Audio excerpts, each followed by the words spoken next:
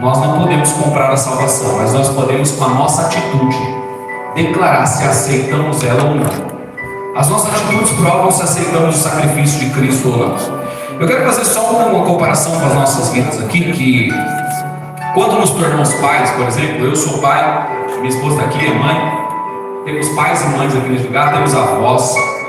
Quando nós temos os nossos filhos, nós já planejamos e sonhamos algumas coisas. Então nós começamos a determinar algumas coisas para eles, né? Nós pegamos as crianças, por exemplo, a gente determina até onde vai dormir, o que vai comer, que hora que vai comer, o que vai vestir, que escola que vai estudar, né? Porque nós estamos querendo dar um futuro bom para eles. Começa a se tornar jovem, aí nós já começamos a pensar no trabalho, na faculdade, né? E aí vai crescendo, vamos pensando no namoro, na casa futura, e vamos pensando essas coisas e planejando. Agora, se esses nossos filhos vão chegar àquilo que nós planejamos ou não, não somos nós que garantimos isso. Dá para entender, irmãos, o que eu estou dizendo? Eu fiz vários planos para os meus filhos, vários planos. E eu trabalho em favor disso acontecer, ou seja, facilito de algumas formas.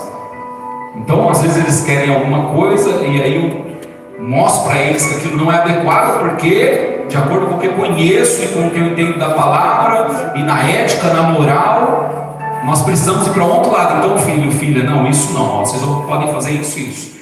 Então eu começo a trabalhar de algumas maneiras na vida deles, para que eles alcancem aquilo que eu planejei para eles. Mas isso não quer dizer que eles vão viver exatamente o que eu sonhei, planejei, e estou trabalhando para eles viverem. Amém, irmãos? Assim é com o Senhor. O Senhor nos predestinou para algo. A palavra do Senhor vai dizer lá em, se eu não me engano, o texto é 1 Timóteo, capítulo 2, versículo 4, que é desejo do Senhor que todos os homens sejam salvos. Ué, mas se é desejo, por que não são? Se é desejo de Deus que todos sejam salvos, por que não são salvos? Porque não depende só de Deus. Dá para entender, irmãos? Não depende só do Senhor, irmãos. Nós precisamos tomar as nossas atitudes, né? Amém? Glória a Deus. Agora vamos tentar imaginar se fosse diferente. Eu falei dos meus filhos, que eu determinei, sonhei, planejei, mas eles não vão exatamente ser aquilo que eu sonhei para eles, que eu predestinei, fiz um predestino. Olha, está aqui, eu quero isso. Agora vamos imaginar se fosse assim com Deus, né? Se com Deus fosse diferente, né? Se tudo que Ele sonha e deseja para cada um de nós realmente acontecesse. Tenta imaginar, irmão, se tudo que Deus sonhou e planejou para nós realmente acontecesse. Será que realmente teríamos tanto assassinato? Será que nós teríamos tanto homicídio, suicídio, pornografias, guerras, violência, doenças? Será que teríamos isso se nós fôssemos exatamente tudo que Deus quer que a gente fosse? Ou será que nosso Deus é tão mau que Ele, mesmo que Ele é nosso bem, Ele cria umas maldades no meio para que a gente possa sofrer um pouquinho? Então vamos tentar ver alguns textos aqui que mostram que não é exatamente o que algumas pessoas pensam, que eu fui salvo, aceitei Jesus, fui lá na frente, declarei, eu fiz o que Romanos 10, capítulo, versículo 9 e 10 diz, eu fiz o que João 3,16 fala, eu fiz o que lá em João 12 fala, eu cumpri essas coisas, eu fiz o que dizem Atos, né, que não vem por outra salvação a não ser de Cristo Jesus. Eu cumpro o que está lá em Timóteo, capítulo 2, versículo 5, que só há um intercessor e um mediador, então eu só peço para Ele. Então agora acabou, estou salvo, está garantido. Vamos ver a palavra do Senhor. Eclesiastes 7, 29, se você puder abrir aí. Nós não vamos ler todos os textos, mas alguns deles eu vou pedir para os irmãos abrirem e a gente lê junto, tá bom? Eclesiastes 7, 29.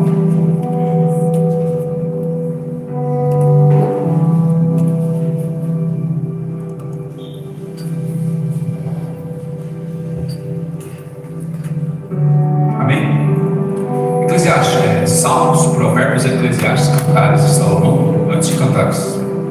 Eclesiastes 7, 29, é o último versículo do capítulo 7. Ele fala assim, ó. Fica, eu não abri a Bíblia. Deixa eu abrir aqui, irmãos. Se eu pedir para vocês, eu não abri. Está aqui? A sabedoria, não é esse não, é 29. 7:29. Tudo que aprendi se resume nisso: Deus nos fez simples e diretos, mas nós complicamos tudo. Tem outra linguagem aí? Deus fez os homens justos, mas eles foram Muitas intrigas. Deus nos fez justos, irmãos, perfeitos, para sermos o que Ele predestinou para nós, o que Ele planejou. Mas nós entramos em um monte de complicações, intrigas, brigas e um monte de confusão. Existe uma Bíblia, uma tradução que fala: mas o homem se meteu em muitas confusões. Nós somos assim, esses daí. Deus fez um plano para nós, mas a gente se meteu em confusão. Existe outro texto que está em Lucas 18:18. Não precisa abrir esse, mas eu vou falar para vocês aqui. Certo homem importante perguntou para Jesus: bom mestre, que farei para herdar a vida eterna? Aí o Senhor começa a falar para ele: olha, não adulterarás, não roubarás, não matarás, honra o teu pai e a tua mãe. Aí ele diz para ele: isso eu faço desde a minha mocidade.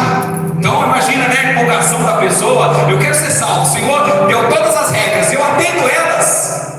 Aí o Senhor diz para ele: uma coisa te falta. E eu estava lendo esse texto e pensei no seguinte: se os mandamentos que está escrito lá em Êxodo, capítulo número 20, ele começa com amarás o teu Deus e ao teu próximo como a ti, por que ele não fez esse primeiro?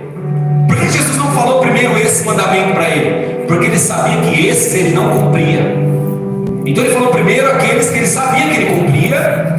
Aí ele diz todo empolgado: faço isso tudo desde a mocidade. Aí o Senhor diz para ele: uma coisa te falta. Vende tudo que tem, dá aos pobres e vem e siga-me. Quando a pessoa faz isso, irmãos, ela está declarando: eu amo Deus sobre todas as coisas e eu amo meu próximo como a mim mesmo. Então ele vai seguir Jesus, mas ele saiu entristecido porque tinha muitas riquezas. E aí o Senhor pega e diz para os seus discípulos: como é difícil um rico entrar no reino dos céus. Mas por que Jesus disse isso? Se a salvação, o rapaz já segue os mandamentos, ele já cumpre isso, por que ele não vai ser salvo? Porque existem preços a serem pagos, que são como se nós levantássemos altares em nossas vidas e nós, sem perceber, praticamos a idolatria. Esse homem, ele praticava a idolatria porque ele colocava os recursos financeiros dele na frente de Deus. Então ele preferia permanecer com os recursos sem Deus do que ficar nos recursos, estar em Deus e ser salvo. Isso é idolatria, colocou alguém na frente de Deus. Então, irmão, nós vemos que infelizmente essa pessoa não foi salva. Talvez depois, eu acredito, se fosse propósito do Senhor, teria escrito na palavra em algum lugar que ele se arrependeu, entendeu a palavra do Senhor, vendeu os seus bens e fez igual Zaqueu. Vendeu, pegou as coisas dele lá, deu a metade para os pobres e falou: Senhor, do resto que sobrou, se eu defraudei alguém, se eu tirei mais do que devia das pessoas, eu vou dar 4 vezes mais a ela. Se eu roubei 100, eu vou dar 400, eu vou dar mais. Aí o Senhor diz: hoje chegou salvação nessa casa. Meus irmãos, vamos entender, a salvação é de graça. Agora, por que o cara fala que vai vender os seus bens, dar aos pobres e vai devolver aquilo que ele roubou de alguém? O Senhor diz nessa hora: hoje chegou salvação nessa casa. Porque a salvação, ela é sim paga por Cristo na cruz, mas nós precisamos negar a nós mesmos todos os dias, levar a nossa cruz para dizer: eu aceito a crucificação de Jesus, eu aceito a salvação do Senhor. Não quer dizer que se eu fizer todas as boas obras e não aceitá-lo, eu vou ser salvo, que não vou. A pessoa pode fazer a obra que for, irmãos. Tem igreja que prega as boas obras, tem religiões que fazem muito mais obras boas do que nós, mas não conseguem entender o conceito básico de que Cristo precisa ser o Senhor das suas vidas. Não é a obra que faz ser salvo, mas a obra mostra que aceitamos a salvação. Amém? Não é intrigante isso? Acreditar que só o sacrifício, não que seja pouco, amém, irmãos? Mas vamos dizer assim, entre aspas, só o sacrifício de Cristo na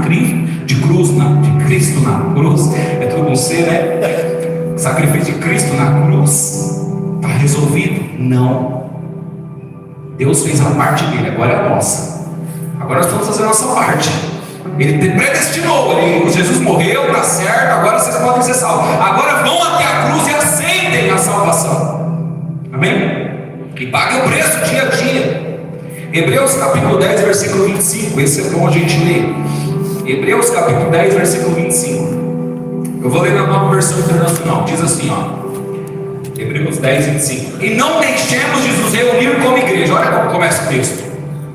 Para as pessoas que um dia falar para você, se um dia passar no seu coração que não é necessário estar na igreja, se reunir como corpo, irmãos, lembre-se desse texto. Existem muitas coisas que nós vivemos e podemos viver que é só possível quando estamos reunidos como igreja. Não existe outra forma. Tem que ser como igreja. Ele diz assim, ó, e não deixemos de nos reunir como igreja, segundo o costume de alguns, mas procuremos encorajar-nos aos outros, sobretudo agora que vocês veem aproximar-se o dia da volta do Senhor para nos buscar. Porque se nós pecarmos deliberadamente, depois que recebemos o conhecimento da verdade, que é isso, depois que a pessoa aceitou a Cristo, entendeu que Ele é o Senhor, o Salvador da sua vida, se depois disso ele pecar deliberadamente, ou seja, sair pecando, fazendo as coisas erradas por aí, já não resta sacrifício pelos pecados, ou seja, a cruz já não é mais suficiente para essa pessoa. A cruz não resolve. Para essa pessoa que escolheu, depois de conhecer a verdade, sair pecando por aí, a cruz não resolve mais, a não ser que ela se arrependa e volte para o Senhor, porque a palavra do Senhor diz que Ele é misericordioso. Se reconhecermos os nossos erros, se confessarmos ao Senhor e nos arrependermos, Ele é fiel e justo para perdoar o pecado. Amém, igreja? Mas se a pessoa continuar pecando, a cruz não resolve, porque esse caso, ele continuou fazendo a vontade da carne. Amém? Já não resta sacrifício pelos pecados, mas apenas, olha o que espera para essas pessoas, apenas uma terrível expectativa de juízo e de fogo intenso que consumirá os adversários de Deus. Para uma pessoa que já conheceu a verdade e ela decide sair dessa verdade, seguir as suas vontades, os seus desejos, fazer os pecados, para essa pessoa só lhe resta o fogo eterno. E aí nós pensamos, será que a salvação pode ser perdida? Se aqui está declarando que a pessoa conheceu a verdade, quem conhece a verdade, irmãos, é salvo. O que diz a palavra? João 8, 38. Conhecereis a verdade nos libertará. Então a pessoa conheceu a verdade, foi liberta, de repente voltou-se. O que diz? Que vai queimar. Amém? Mas nós não estamos nisso aí não, irmãos. Isso aqui é só para vocês terem conhecimento, tá bom? Só para vocês saberem que existe um grupo de pessoas que não somos nós, em nome de Jesus, falando como profeta do Senhor, que nós vamos nos alinhar com o Senhor a todos os dias, fazer a vontade do Senhor, amém? Glória a Deus. Agora vamos lá para os nossos versículos aqui, que nós temos alguns textos aqui que contradizem o que algumas pessoas pensam. Nós vamos para esse texto de Romanos, capítulo 8. Vamos ler só alguns, não vai dar tempo de ler muitos. Versículo 1: portanto agora já não há condenação para os que estão em Cristo Jesus. Para quem que não há condenação? Para quem está.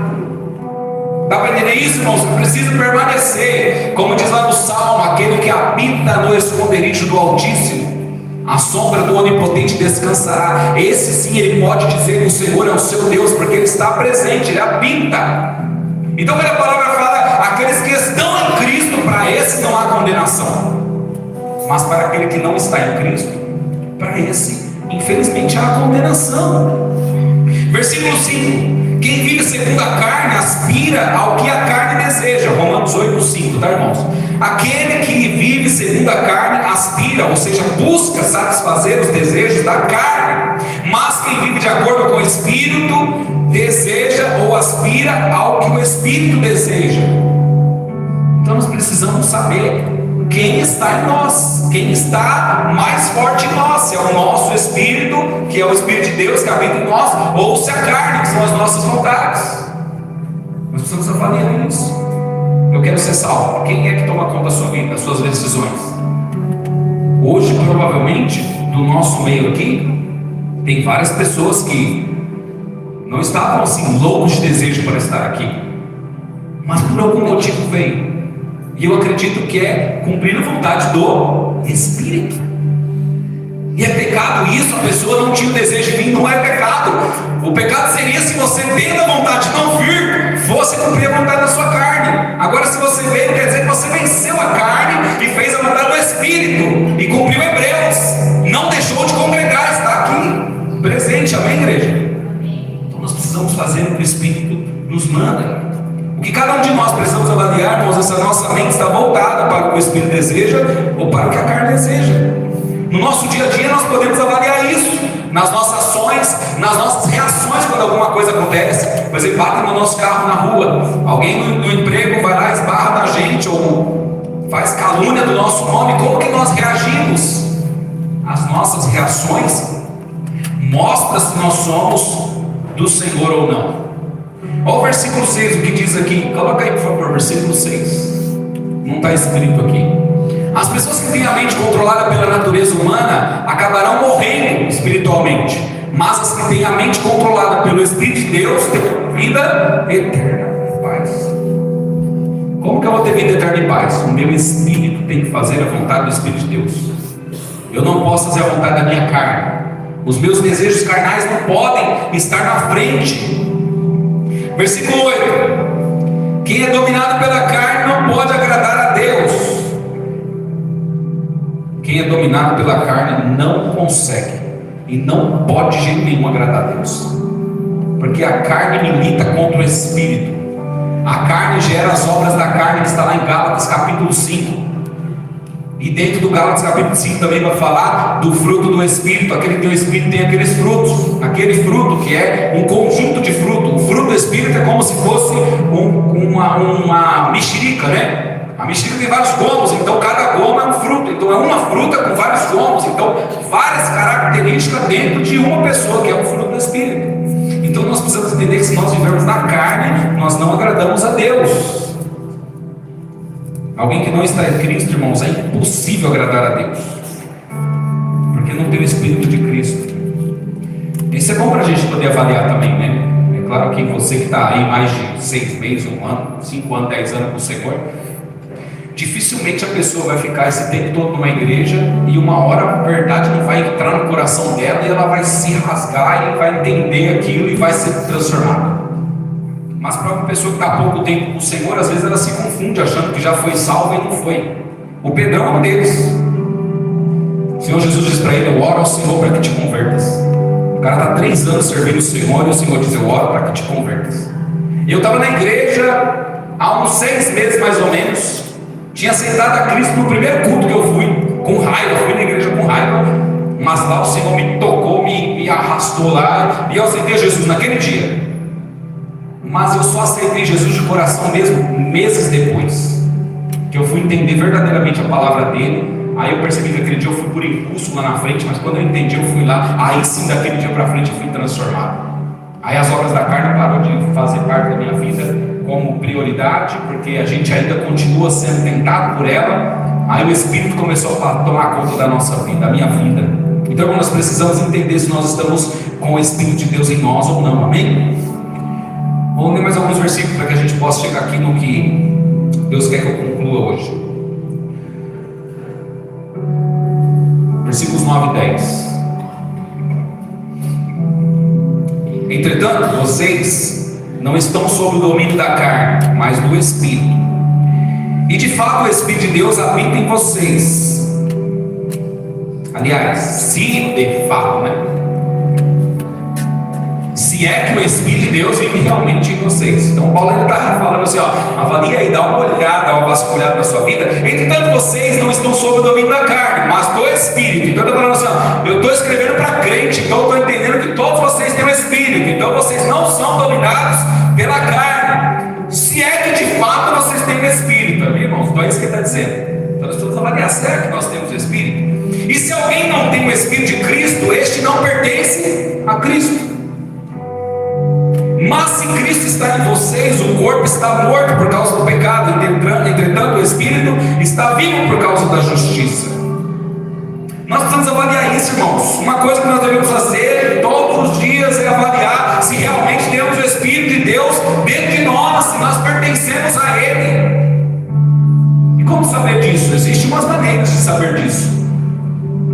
Lá em João capítulo 14, está tendo uma discussão com os discípulos com o Senhor. Ele começa lá no versículo falando assim: não se turbe o vosso coração, crede em Deus, crede também em mim. Aí vai conversando com eles, né, que vai ter morada lá. Aí os discípulos começam a falar assim: não, mas para onde vai? Nós não sabemos o caminho. Aí ele diz no versículo 6: eu sou o caminho, a verdade e a vida. Aí eles falam: mostra-nos o Pai, o que nos basta. Aí o Senhor fala para Filipe: Filipe, mas eu estou há tanto tempo contigo, você não percebeu ainda? Quem vê a mim, vê ao Pai. Aí o Filipe fica meio confuso assim, ele fala: creia que eu estou no Pai, que o Pai está em mim, acredite nisso, ao menos por causa das mesmas obras. Será que eu tenho o Espírito de Deus ou não? Quais são as suas obras? As nossas obras mostram se nós temos o Espírito de Deus ou não. As nossas obras mostram se nós temos Cristo em nossas vidas ou não, porque as nossas obras devem ser similares às obras de Cristo. Alguém te bateu, você quer retrucar? Jesus não faria isso. Alguém te roubou, você quer justiça, quer matar a pessoa se ela fazer alguma coisa? Jesus não faria isso. Como que eu vou fazer isso então para avaliar no meu dia? Faça esse exercício. Pegue você, tira da história e põe Jesus na sua história e tente imaginar o que ele faria. Tem um livro que eu acho que chama isso, né? Se Jesus estivesse no meu lugar, o que ele faria? Irmão, você vai resolver 90% dos seus problemas. Você vai resolver uns 90% dos seus problemas se você só sair da história e colocar Jesus. Se o meu vizinho está me irritando, aí você tira você da história, põe Jesus lá naquele meio e pensa o que Jesus faria no seu lugar. No mínimo ele ia estender as mãos e orar e abençoar o seu vizinho, porque a palavra do Senhor diz que você deve orar pelos seus inimigos, amar aqueles que te perseguem, porque tem pessoas que te perseguem, e aí você tem que fazer amá-los. Então o que Jesus faria? Aí você já fala: vou ter que mudar minha atitude, pelo jeito a minha vontade era da carne, a do Espírito é outra. Então você quer fazer um exercício para saber se você está fazendo ou não a vontade do Senhor? Põe Jesus na cena, representando você na história. Aí você que é inteligente, ser conhecedor da Bíblia, por isso que é bom conhecer a palavra, para você saber o que Jesus faria. Aí você entenda se Jesus faria exatamente como você pensou em fazer. Amém? Continuando aqui mais alguns versículos. Vamos no versículo 18.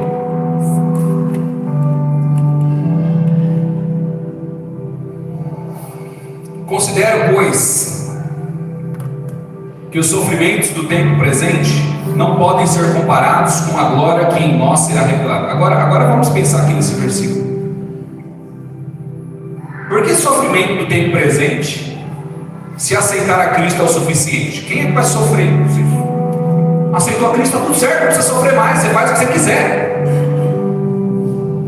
Por que Paulo deixa claro que temos um sofrimento no tempo presente, nesse tempo aqui nessa terra? Porque, irmãos, você vai ter que pagar preço dia a dia para poder continuar servindo o Senhor e fazer com que as obras dele se manifestem na sua vida. Isso é sofrimento. Por quê? Porque a sua vontade é uma, mas a de Deus é outra, e você mata a sua vontade para fazer a vontade de Deus. Seu corpo não quer levantar para orar, mas o Espírito quer. Você vai lá e mata essa vontade do corpo e ora. O que é isso? É um sofrimento no tempo presente. Você está preparado para almoçar, o almoço está na mesa e o Espírito fala: não, hoje é jejum. Não sei quem já passou por isso, mas eu várias vezes passei por isso. Mas quando eu sentava a comer, hoje é jejum. Aí tira a comida. O que é isso? Você está matando o seu corpo. Por isso que a Bíblia fala que o corpo será também beneficiado na eternidade. Quantas vezes você negou a vontade dele para fazer a vontade de Deus? É sofrimento dessa terra. Sofrimento, irmãos, considere, pois, que os sofrimentos do tempo presente não podem ser comparados com a glória que há de ser revelada. Então o que Paulo mostra aqui? Vocês sofrem aqui, pagam um preço, nega a sua vontade, mas lá na eternidade vai ser só festa. Não vai ter dor, não vai ter pranto, não vai ter escuridão, não vai ter trevas, não vai ter intrigas, não vai ter fofocas. Lá é só luz, só paz, não há morte naquele lugar. Então, irmãos, aqui nessa terra a gente vai pagar preço, levar a cruz todo dia, negar a si mesmo, porque aí sim o que Deus predestinou vai acontecer em nossas vidas, se nós cumprirmos aquilo que Ele deseja. Aí o que Ele predestinou vai ser o nosso destino. Amém? Porque senão a gente vai acabar acreditando que Jesus, que o Senhor planejou para Nabucodonosor jogar os jovens na fornalha. Não, eu quero que jogue, vai lá. Nós vamos entender que Deus criou Judas, Ele fez um homem para trair Jesus e destinou ele. Você vai trair Jesus. Que Deus bom é esse que deseja que todos sejam salvos e faz um cara nascer só para trair Jesus? Meus irmãos, Deus é onisciente. Ele sabe de todas as coisas. Então não há nada que você possa fazer que surpreenda Deus. Quando você fizer, Deus já sabe que você ia fazer. Agora o fato de você fazer não quer dizer que Deus determinou para você fazer. Deus não determinou para você fazer. A escolha é sua. Se você for olhar a história dos discípulos, o diabo tentou com outros deles. Ele tentou. O Pedro foi um deles. O que ele chegou para Jesus? Não vai para a cruz. Eu vou fazer tudo para você, não vai para a cruz. O que é isso? E aí o que ele fala? Apartai-vos de mim, Satanás. Por que? Não, esse aí dá certo, vamos tentar outro. Aí tenta os dois irmãos, o filho de Zebedeu. O que eles querem? Eu quero sentar-se à sua direita, à sua esquerda, lá na eternidade. Eu quero ser maior do que esses que estão aqui na terra. Começou a querer levantar eles também. Também não deu certo. Aí com Judas, que tinha a bolsa na mão e que roubava as moedas, ele percebeu: opa, esse cara é louco por dinheiro, vamos oferecer para ele. Aí levou lá ele para falar com o Sinédrio, ofereceram 30 moedas, pronto, homem. Nós todos, irmãos, somos tentados todos os dias. A decisão é nossa, a gente vai cumprir ou não. Não quer dizer que Deus determinou para você ser pecador, Deus determinou para você trair a igreja ou trair o Senhor. Não, a escolha é nossa, é nós que determinamos isso. O que o Senhor Jesus fala aqui? O caos, as guerras, os problemas, a traição da igreja, a traição de Deus vai acontecer. Não há como evitar isso. Mas que ele diz: ai daquele por quem isso acontecer. Quer dizer que ele não determinou quem vai fazer isso. Ele só determinou o seguinte: como sabedor de todas as coisas, vai acontecer. Ai daquele por quem acontecer. Então o que a gente fala? Vigia para que você não seja esse que praticou isso. Amém, irmãos? Glória a Deus. Vamos continuar aqui.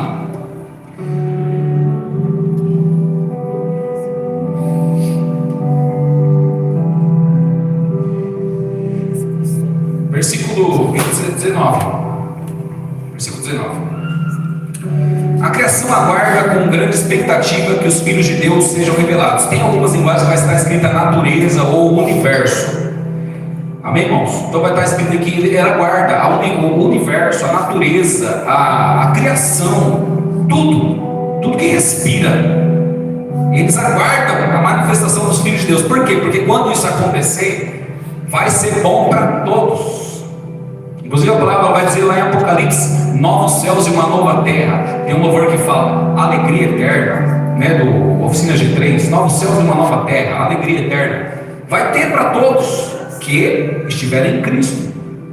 E ele diz assim que ela aguarda essa expectativa, né, que os filhos de Deus sejam revelados, pois a criação foi submetida à inutilidade. Ou seja, quando Adão e Eva pecou lá no Jardim do Éden, a natureza também sofreu, porque ele falou que ia criar até espinhos e abrolhos nas plantas. Ou seja, não tinha. Qual que é aquela flor bonita que tem espinho, irmãos? É a rosa que tem espinho? Imagina uma rosa sem espinho. Já é bonita, sem espinho então. Mas ela sofreu por causa da queda. Então o que eles esperam? Que se manifestem os filhos de Deus como salvos, eternos, porque ela também vai ser beneficiada. Aleluia. Eu vou pular aqui, irmão. Vamos pular. Versículo 26. 26, 27, peraí. Glória a Deus. 26. Da mesma forma, o Espírito nos ajuda em nossas fraquezas, pois não sabemos como devemos orar, mas o próprio Espírito intercede por nós com gemidos inexprimíveis. Então, irmãos, por mais que muitas vezes achamos que não temos a capacidade de vencer a nossa fraqueza, só o fato de querermos vencer, o Espírito conhece. Coloque isso no seu coração. Às vezes você queria fazer algo e não conseguiu fazer, mas o seu coração realmente queria fazer aquilo. O Espírito sabe disso. Por isso que muitas vezes tem gente que não fez na prática e é abençoado pelo Senhor, e o que fez na prática não é abençoado pelo Senhor. Por quê? Porque o que fez na prática ele só fez externo, no coração era outro sentimento. mas o que não fez na prática, internamente ele já tinha feito. E aí o Senhor, ele conhece as pessoas, e o Espírito, ele vai interceder por essas pessoas que querem fazer e não conseguem, tentam chegar onde Deus quer e não conseguem. O que o Espírito faz? Intercede por vocês com gemidos inexprimíveis.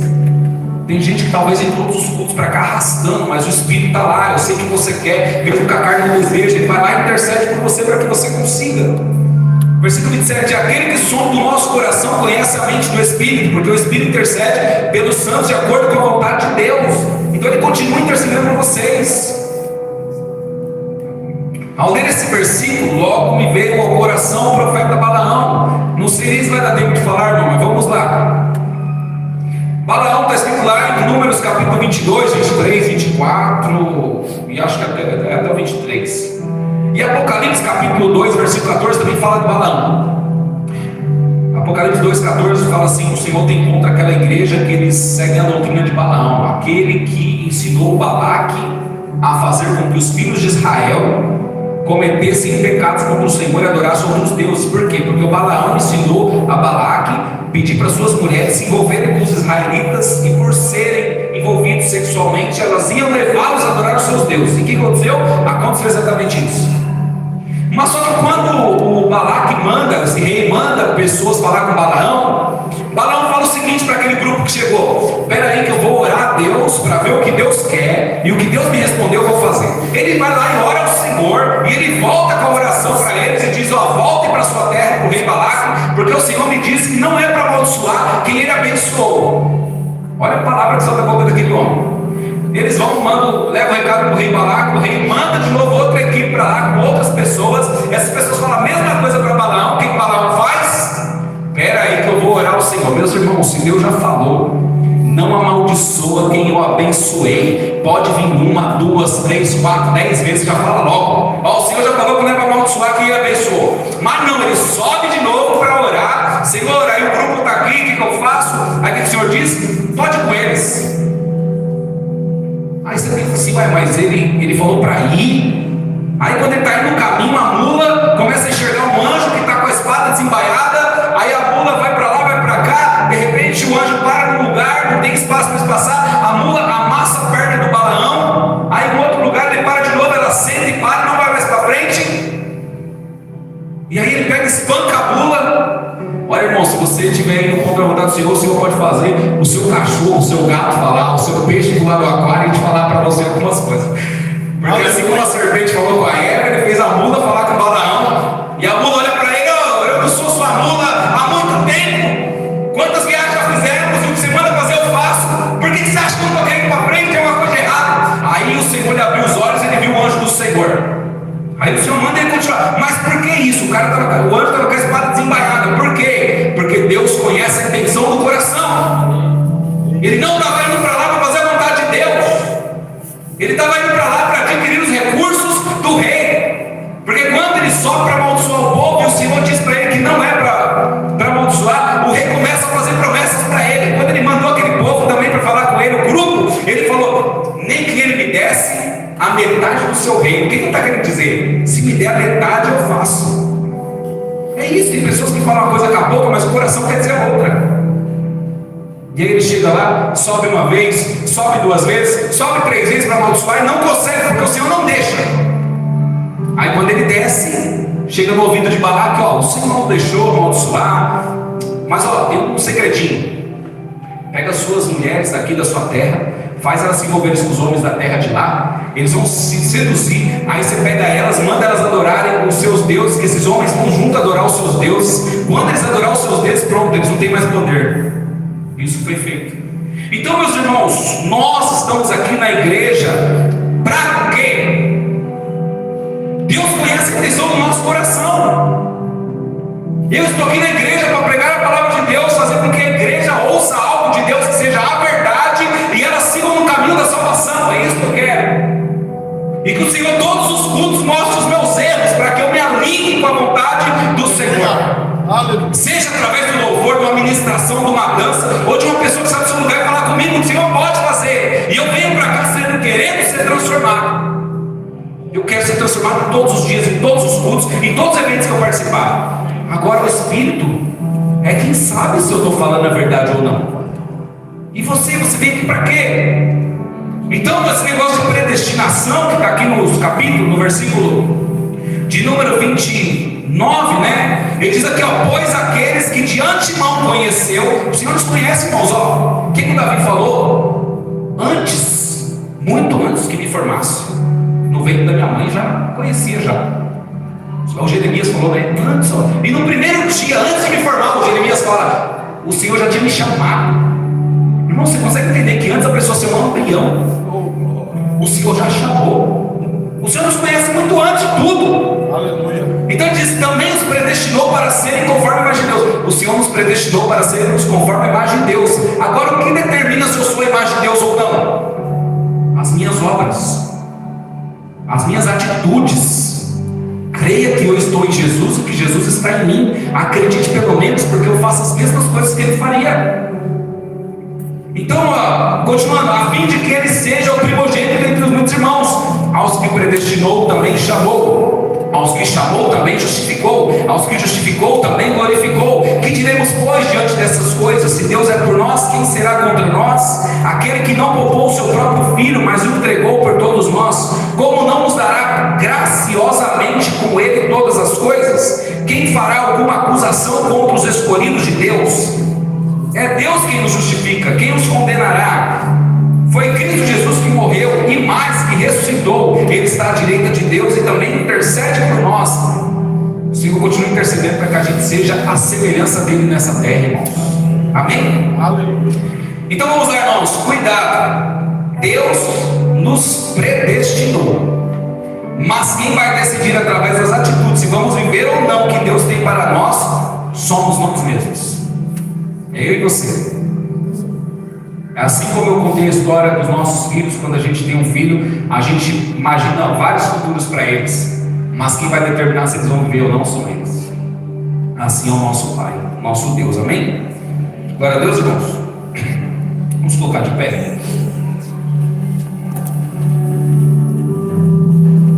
Aleluia. Que Deus seja louvado por tudo isso, em nome de Jesus. Nós vivemos aqui na igreja, acho que foi um culto de reinauguração que nós fizemos aqui. Eu não lembro se foi no dia 8 de agosto de 2021. Acho que foi nesse dia. Nós tivemos uma palavra aqui de reinauguração, a igreja aqui sendo fundada nesse lugar.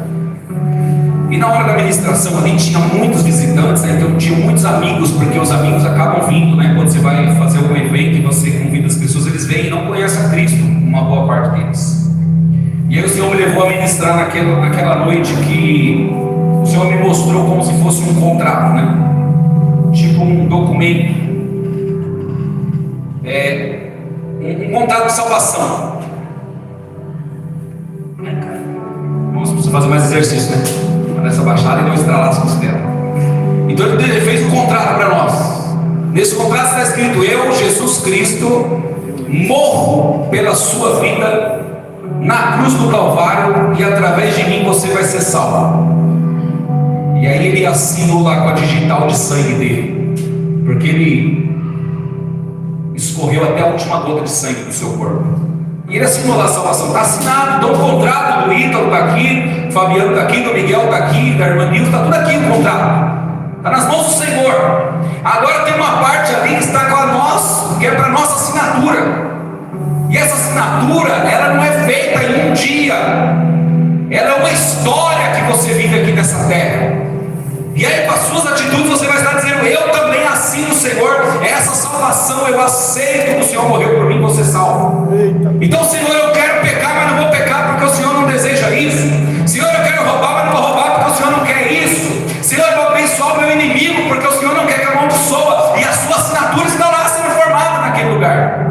E se você morrer, você matou o seu eu, levou a sua cruz e você vai para a salvação.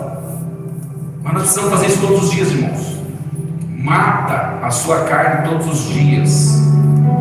Se não fosse possível perder a salvação ou não chegar ao final aí da vida, porque a palavra do Senhor diz assim que esqueci o texto: aquele que perseverar até o fim será salvo. É até o último dia. não é até aceitar Cristo, é até o último dia. Então, se você anda fora da vontade do Senhor, tem cumprido mais a vontade da carne do que a do Espírito, hoje é um dia que você pode se alinhar com o Senhor. Amém? Aleluia. Você pode no seu lugar mesmo aí, você e Deus, você faça uma oração para Ele e fala: Senhor, quantas vezes, Senhor, eu fiz a minha vontade, não a sua? Quantas vezes, Senhor, eu pensei em fazer as coisas do meu jeito? Então você vai fazer a sua oração com Ele, amém? Porque se você já aceitou a Cristo, já declarou que Ele é o seu Senhor, Ele é o seu Salvador, você não precisa fazer isso. Não precisa mais. Agora o que você precisa é todos os dias estar se alinhando com a vontade dEle, amém? Vamos orar? Feche seus olhos. Pai, em nome de Jesus, Senhor, eu coloco a minha vida, Senhor, de cada um que está aqui neste lugar na sua presença, Pai. Te peço a Deus que o seu Espírito nos ajude a cada dia, assim como diz essa palavra, Deus, que o seu Espírito, Senhor, Ele nos sonda, Senhor, Ele nos conhece e também intercede por nós segundo a sua vontade, Senhor. Pai, em nome de Jesus, ajuda, Pai, a minha vida, da sua igreja, Pai, a caminharmos segundo o seu querer, segundo o seu propósito, Pai. Que em nome de Jesus, Senhor, nós não venhamos a distanciar-se de Ti, Senhor. Que todas as vezes que percebemos que a nossa carne deseja algo que não é do Senhor, possamos fazer o Espírito sobressair, ó Pai, e fazer a Tua vontade em nome de Jesus, Senhor. A sua palavra fala, Pai, sobre uma mudança de mente, Senhor, para que as pessoas possam viver o que é bom, agradável e perfeito, Senhor. Então, ó Pai, se é necessário, muda a nossa mente, Senhor, transforma os nossos corações, Senhor, faça situações acontecerem, ó Pai, para que nós possamos entender realmente a Tua vontade, o Teu querer. Mova céus e terra, Senhor, em nosso favor, vidas, pessoas, coisas físicas, espirituais, Senhor, para que nós possamos entender a Tua vontade, Senhor, e possamos nos prostrar totalmente ao Senhor, ó Pai, em nome de Jesus. Receba os seus filhos, receba essas orações, ó Pai. Aquilo que o Senhor ministrou hoje também sobre pessoas que pensavam em desistir, Senhor, fortaleça os seus filhos, ó Pai. Fortaleça o Senhor. A sua palavra diz, ó Pai, que precisamos perseverar até o fim, Senhor. Precisamos seguir, ó Pai, até o último dia, Senhor, pois a coroa já está preparada para cada um de nós, Senhor. Aleluia. Que nós venhamos receber do justo juiz que é o Senhor, Pai. Deus, em nome de Jesus, não permita que nada nos afaste, ó Pai, daquilo que o Senhor tem preparado para nós. Em nome de Jesus, abençoa os seus filhos, ó Pai, que por onde andarem sejam guardados pelo Senhor. E que a sua palavra possa dia a dia matutar em nossa mente, Senhor. Como diz lá no Salmo 1, meditar nela dia e noite, Senhor. Aleluia, Senhor. Amém. Amém, irmãos? Amém. Glória a Deus. Estenda suas mãos aos céus. Feche os seus olhos. Que o amor de Deus Pai Todo-Poderoso, a graça do nosso Senhor e Salvador Jesus Cristo, aquele que morreu para salvar cada um de nós e que está vivo no meio de nós, e a comunhão e a consolação do Espírito Santo de Deus, aquele que nos conforta, nos consola e intercede por nós com gemidos inexprimíveis, que esteja comigo, contigo e com todo o povo de Deus espalhado por essa terra, e todos digam amém. Passar de